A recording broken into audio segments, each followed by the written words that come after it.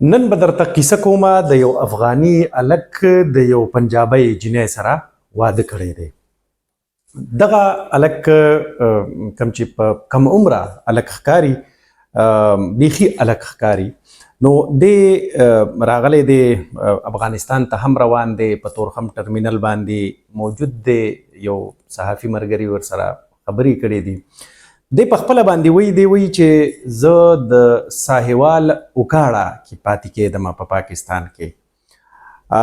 بیا دی وایي چې د یو پاکستانی جنۍ سره د یو پنجابی سره مې واده کړی دی، د ساحوال اوسیدونکي ده. مونږ اکثر دغه وایو په دې خوا پاکستان کې اکثر خلک وایي که نه ساحوالی، نو د یو ساحوالی جنۍ سره یې واده کړی دی.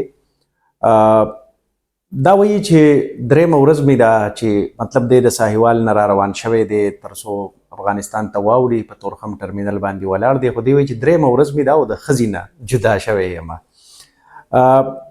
دا پکې هم وایي چې د کور ودانې د بوتلو لپاره مې ټول کور والا یا ټول فامیل چې دی هغه راضي دی، خو د پاکستان حکومت چې کوم دی نو هغه را سره کور والا نه پرېږدي چې هغه را سره هم تر څو افغانستان ته ولاړه شي.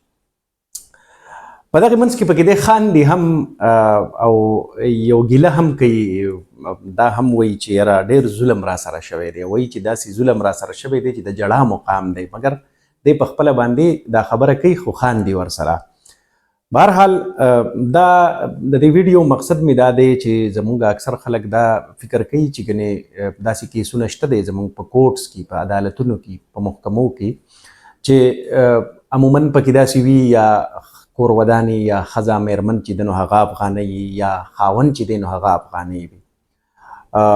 په دې کې اوس داسې ده چې داسې کیسونه پکې هم شته دی چې داسې افغانان دي چې هغوی هغه ځای کې یعنې یو سړی 45 کاله تیر کړي په یو علاقه کې، نو ظاهره خبره ده په هغه باندې د هغې علاقې د خلکو هم اثر وي، د هغې د ژبې هم اثر وي. داسې افغانان پکې مونږ لیدلي دي چې هغوی ډېره جوخته پنجابي وایي.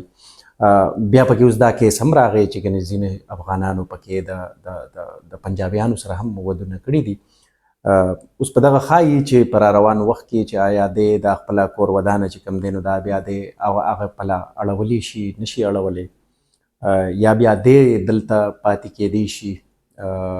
دی وایي چې مونږ په ساحوال کې مې په مقامي محکمه کې په دې حواله باندې کیس هم دایر کړی دی، خو دی وایي چې لا هم هغې ته مونږ منتظر یو تر څو د دغې محکمې پرېکړه چې کوم دی نو هغه راشي.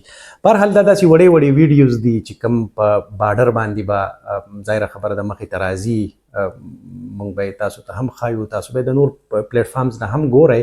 خو دا کیسونه دي، مختلف نوعیت کیسونه دي. عموما به تر اوسه پورې زما په خپله باندې دا اولنۍ تجربه وشوه چې ما د یو افغاني د یو پنجابی جنۍ سره واده ولیدو.